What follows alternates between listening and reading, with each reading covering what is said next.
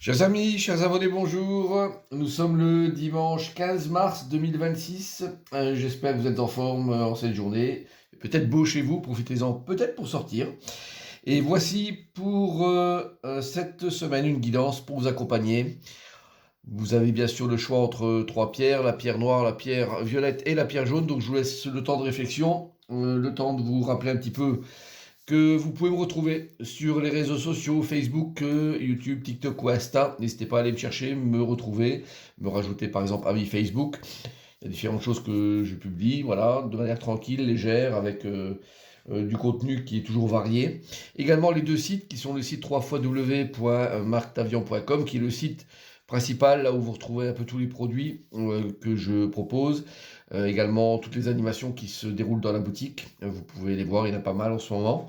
Donc si vous êtes sur le coin de Thionville, n'hésitez pas à venir me rendre une petite visite, ça me fera toujours plaisir. Et peut-être pour vous de participer à quelque chose qui peut vous intéresser. Également le site www.tarologycoaching.com qui est le site où vous pouvez faire des réservations de séances. Vous avez différents types de tirages, donc peut-être l'un ou l'autre qui peut vous correspondre. Et puis aussi, si vous voyez que cette guidance vous parle, plus peut-être qu'à d'habitude, ce sont des tirages généraux, donc tout ne peut pas transparaître au travers de quelques cartes pour vous aujourd'hui. Mais si vous sentez vraiment que c'est quelque chose qui est intéressant pour vous dans la lecture qui est faite, peut-être que c'est le moment pour vous de prendre une séance à voir. Donc c'est comme ça que vous pouvez l'envisager. Alors on va démarrer déjà avec le signe à l'honneur pour cette semaine et voir la carte qui va avec, donc l'oracle des jours lumineux. Et puis c'est le signe de la Vierge, donc qui est à l'honneur cette semaine, que vous soyez du signe ou de l'ascendant Vierge. On vous demande d'observer vos relations, c'est la carte numéro 24.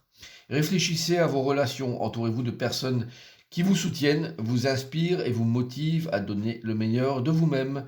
C'est un fort message et j'espère que cette carte va vous parler pour vous ouvrir un peu les yeux sur peut-être les gens autour de vous et de faire un petit peu le tri et ménage pour regarder ceux qui sont importants à vos yeux cette semaine.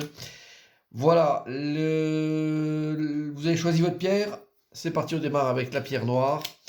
Alors nous avons le chariot inversé, la carte de se nourrir croissance, le 6 de coupe et la carte de la nativité. Alors, il y a le chariot qui est inversé, ça représente souvent le manque de courage. Le chariot, c'est un personnage qui n'a pas peur de grand-chose, qui est très fier, fier même dans le bon sens, hein, donc qui peut être, je dirais, content de qui il est et de comment il fonctionne. Mais là, inversé, il perd un peu tous ses attributs. Là, il est plus, il est plus à l'aise avec sa personnalité. Il manque un petit peu voilà, de punch et de confiance en lui pour réaliser certaines choses. Et là, on vous demande de repartir sur des bases un petit peu neuves, donc d'oser entreprendre quelque chose. Ça parle de ça. La carte numéro 1 de se nourrir croissance, c'est la carte souvent des nouveaux engagements qui viennent à soi. On repart de la case numéro 1 et qui nous permettent de repartir, pas de fonctionner depuis zéro parce qu'on a quand même un acquis, un vécu qu'on retrouve avec le 6 de coupe, je vais y revenir, mais de repartir sur des bases, je dirais, qui sont là, qui sont propres, qui sont saines, redémarrer sur quelque chose de franchement neuf.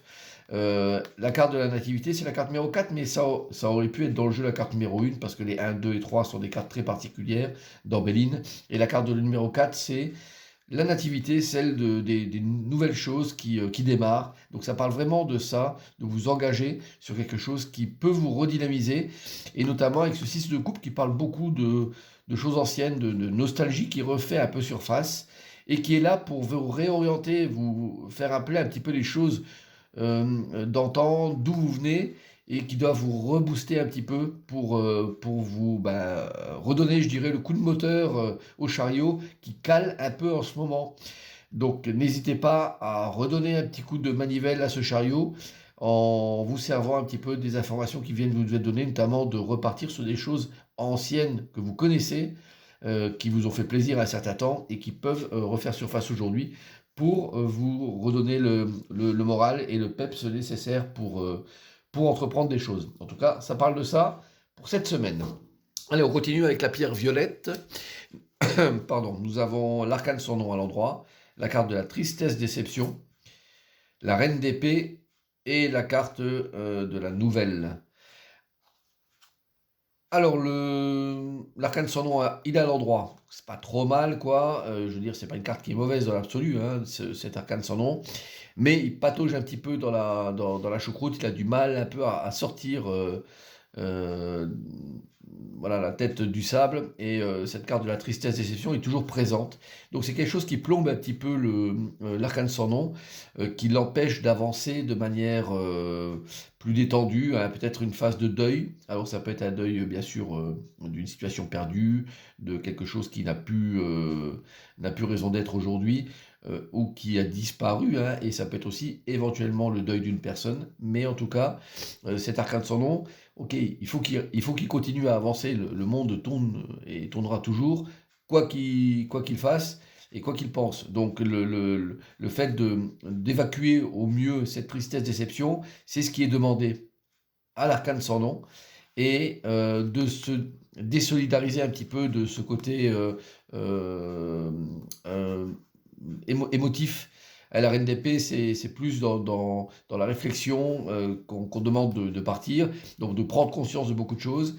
C'est une carte forte, la reine d'épée, qui essaye de vous faire éviter de partir trop dans l'émotionnel, dans l'émotif. Donc reprenez les choses, reprenez le contrôle un petit peu de votre vie sur cette situation de deuil au sens large qui apparaît, de ne pas rester dessus et au contraire de favoriser un petit peu ces nouvelles émergences d'idées et peut-être une nouvelle, voilà, quelque chose qui est intéressant, qui doit venir à vous. Alors je vois cette carte comme étant petite, alors elle est petite, mais dans l'idée, même la représentation, c'est quelque chose de fin, de subtil qui vient à la reine d'épée et qui doit l'aider à reprendre un petit peu, je dirais, le cours de sa vie et de l'aider à sortir de ce sable mouvant qui ne fait que gêner cet arcane sans nom, qui s'enlise un petit peu là-dedans. Donc sortez un petit peu de ça. La nouvelle qui apparaît, c'est quelque chose de, je dis, très fin, donc c'est pas quelque chose de majeur, mais qui doit être peut-être le point de départ pour réussir à sortir la tête de l'eau et arriver à fonctionner à nouveau de manière complète et correcte pour vous. En tout cas, c'est le message que je vous offre aujourd'hui. J'espère que ça va vous aider je dirais, à mieux fonctionner pour cette semaine. Alors, la pierre jaune, nous avons l'étoile inversée, la carte de seul se détacher, l'as de bâton et la carte de la passion.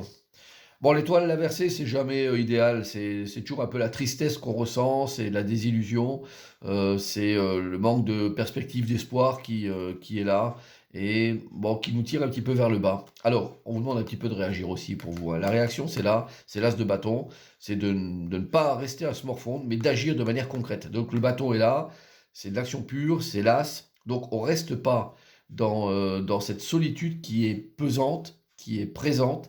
Au contraire, on va de l'avant, on active quelque chose, on prend son courage à deux mains.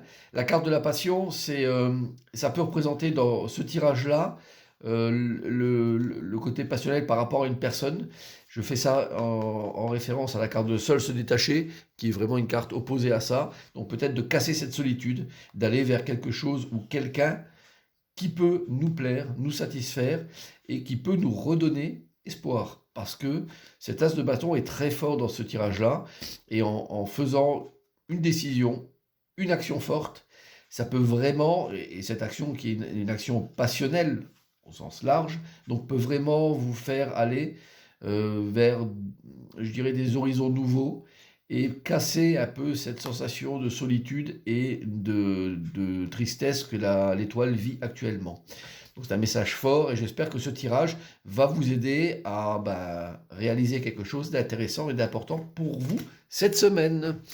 J'espère que cette guidance vous parle et je vous souhaite bien sûr une bonne journée de dimanche et une très bonne semaine. À bientôt, bye bye.